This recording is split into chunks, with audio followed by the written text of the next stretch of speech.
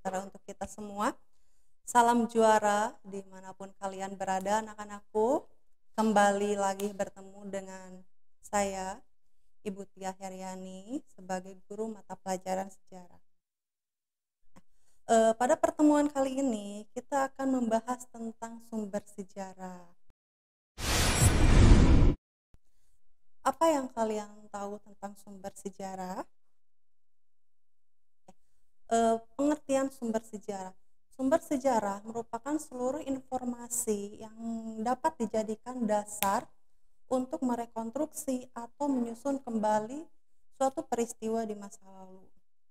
Nah, di sini jenis-jenis sumber sejarah itu ada 3.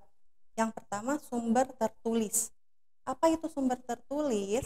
Sumber tertulis adalah keterangan tentang peristiwa di masa lalu yang disampaikan secara tertulis dengan menggunakan media tulis seperti batu dan kertas. Kalau zaman dulu itu menggunakan media batu itu ditulis dalam sebuah prasasti, di mana kita akan mengetahui tentang keberadaan suatu kerajaan.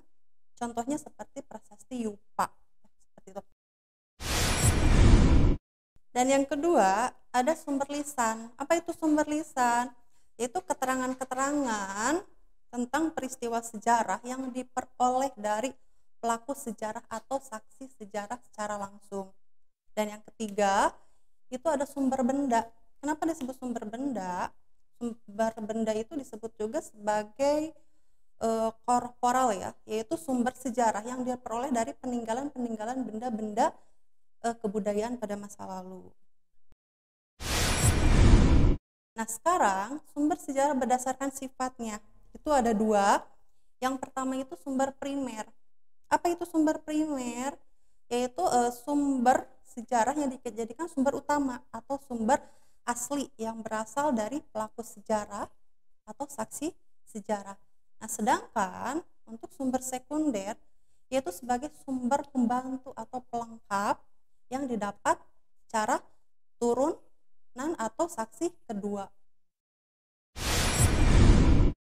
Nah, ini ada beberapa contoh ya dari sumber primer, yaitu prasasti Kedukan Bukit di sini. Nah, kemudian ada juga contoh dari sumber lisan, yaitu sebuah pidato proklamasi Bung Karno. Nah, ini merupakan bukti-bukti artefak ya pada zaman dulu, atau serpih ya, batu-batu kecil. Ini juga bisa dijadikan sebagai sumber primer.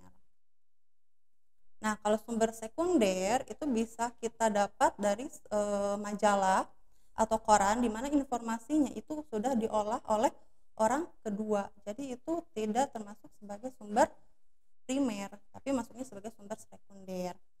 Nah, ini juga ada beberapa ya contoh. Ini merupakan prasasti di mana menceritakan sebuah kebudayaan pada zaman. Nah, kalau ini artefak ya, ini merupakan perwujudan dari Gajah Mada ya, diyakini sebagai perwujudan dari Gajah Mada. Nah, kalau ini naskah ya, naskah bisa didapatkan dari museum-museum ya, sampai sekarang ada, dan ini merupakan naskah mengenai kerajaan Gesan Ulun. Nah, ini juga naskah merupakan sumber primer. Kita lihat bahan-bahannya itu sudah cukup usang ya, dari beberapa tahun yang lalu atau puluhan tahun yang lalu.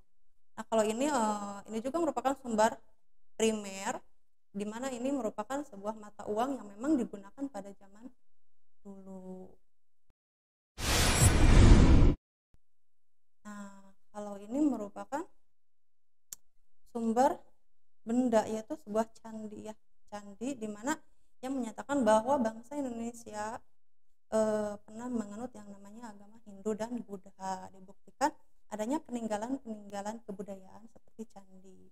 Nah, kalau ini artefak ya, ini merupakan perwujudan dari Gajah Mada ya, diyakini sebagai perwujudan dari Gajah Mada. Oke, demikian untuk pertemuan hari ini. Semoga bisa membawa kalian mengetahui tentang sumber sejarah. Selamat belajar di rumah dan sampai ketemu di pertemuan selanjutnya. Assalamualaikum warahmatullahi wabarakatuh.